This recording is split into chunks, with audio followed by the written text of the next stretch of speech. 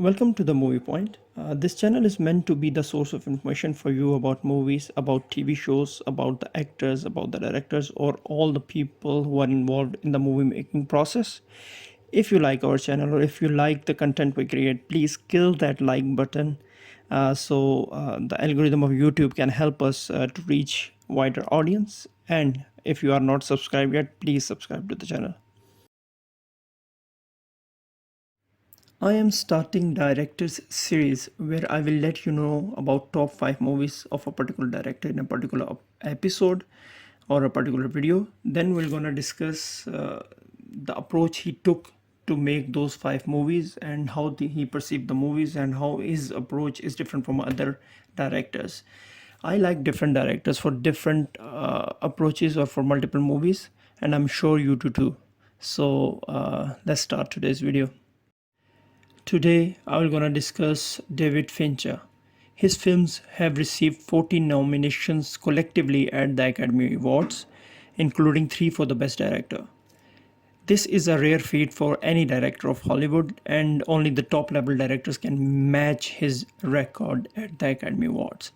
He's currently 59 years old. Fincher was interested in filmmaking at very early age.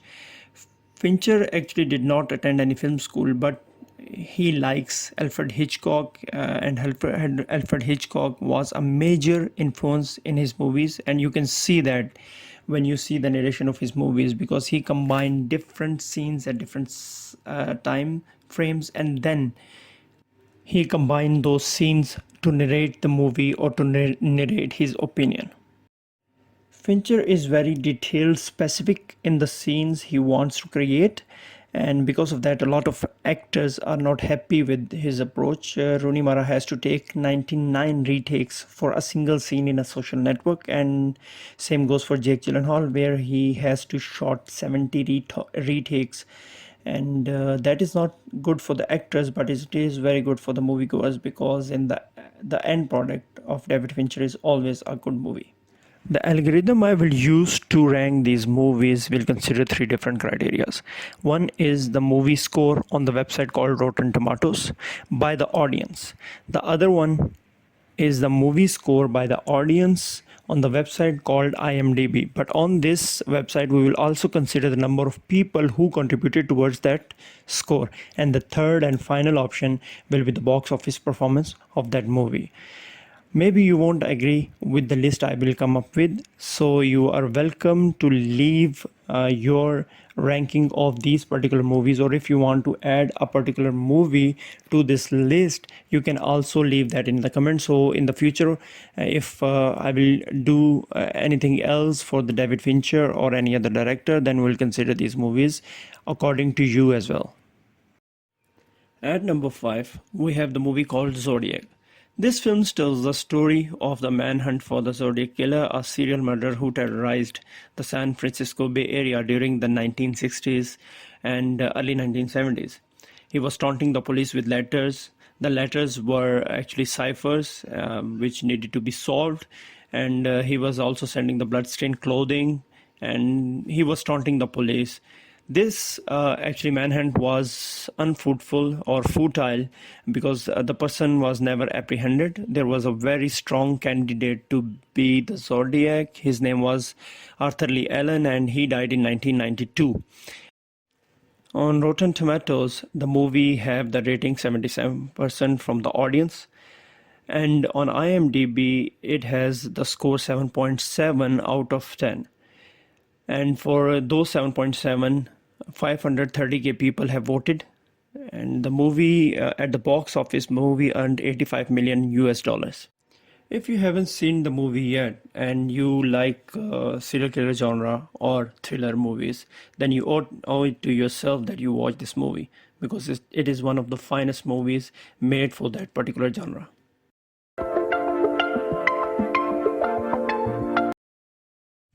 At number 4, we have The Girl with the Dragon Tattoo. It was released in 2011. The film was based on a novel written by a Swedish writer called Stieg Larsson, and there was already 3 movies made in the Swedish language on this novel. And after the success of that Swedish franchise, the David Fincher take the risk of making it for a Hollywood.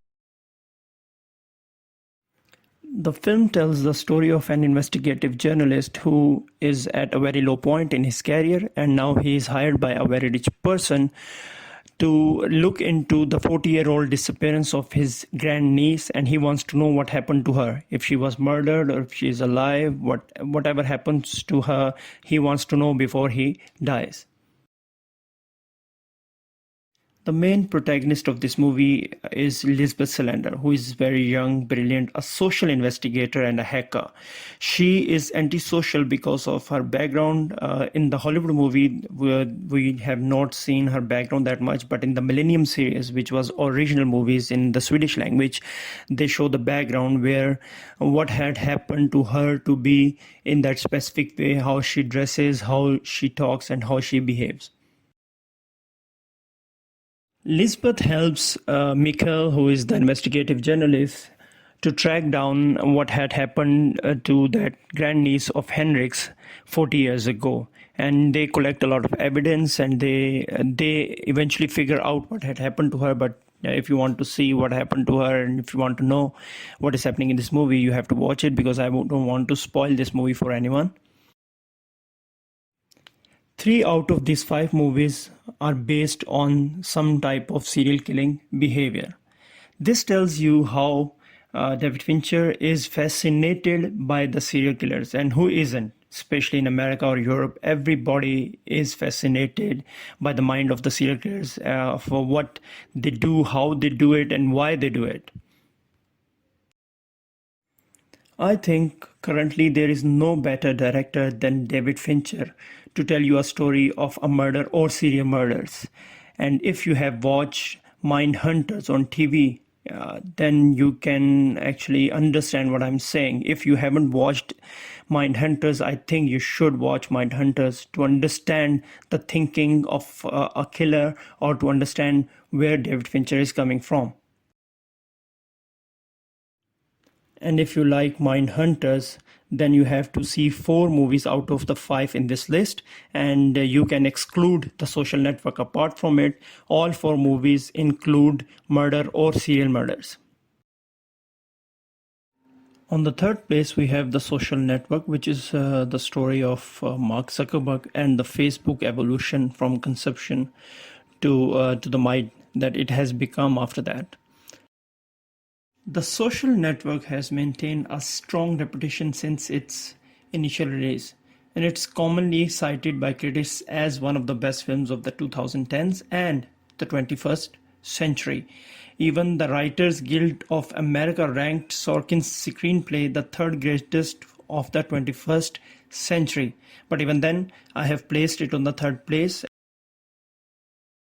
as we are considering the score given by the audience and the box office of the movie. This movie has the highest score at the Rotten Tomatoes of all the movies that David Fincher have directed. It earned $224 million US on the box office with a budget of $40 million, which is a very, very huge success. And after watching the execution of the movie by David Fincher and the screenplay of Sorkin, you will understand that why this movie is hailed as one of the best Fincher movies. It keeps you on the edge of your seat throughout the movie.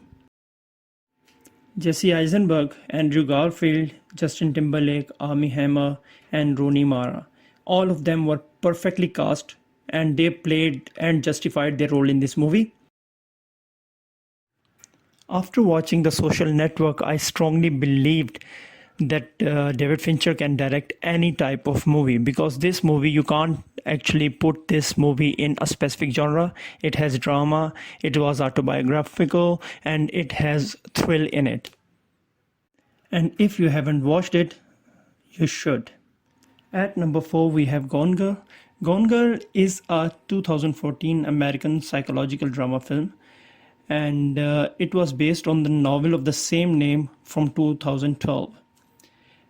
The movie is set in Missouri. The story is a postmodern mystery that follows the events surrounded Nick Dunn, which is played by Ben Affleck, who becomes the prime suspect in the sudden disappearance of his wife, which was played by Rosamund Pike.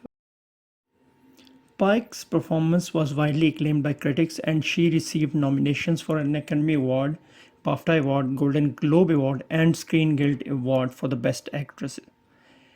And the film also stars Neil Patrick Harris and Tyler Perry. It is a murder, crime, mystery drama which set in Missouri, as I have already told you. It was a critical and commercial success for David Fincher and the studio. It grossed around $370 million worldwide against a budget of $61 million. The film is now considered a cult classic, with some jokingly called it a romantic film. This This film unfolds the psychology and the complexity of the human brain and the complexity of the relationship of the modern relationships, how these relationships affect our mindset and how these relationships can affect the whole of our life. And finally, we are at number one, and it is my absolute favorite movie. Actually, this whole list is also according to how I will rank these movies, but we have some algorithm behind it as well.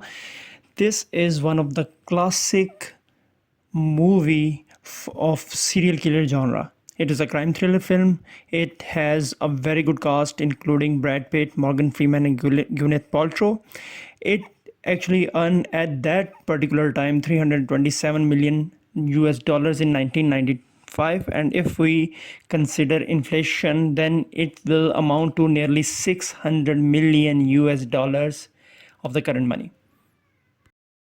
I just don't want to spoil this movie with every single detail hidden. So I don't want to talk about this movie or the story of this movie. I want to talk about this movie, but I don't want to talk about the story of this movie. You have to watch it if you haven't. And if you have already, you can rewatch it, because it is whenever I have a movie marathon with my friends or by myself, Seven is always on that list. And if you like the content, if you like what I have presented today, if you like the list, if you want to watch all the movies again, you can watch it. And if you watch it in the similar order, like you will play the fifth movie first, then the fourth movie, then the number three movie, then the number two, and then lastly Seven, then you will realize how good these movies are. And please kill that like button for me, so help out a brother. So take care, and I will make sure to make more content for you guys. Ciao.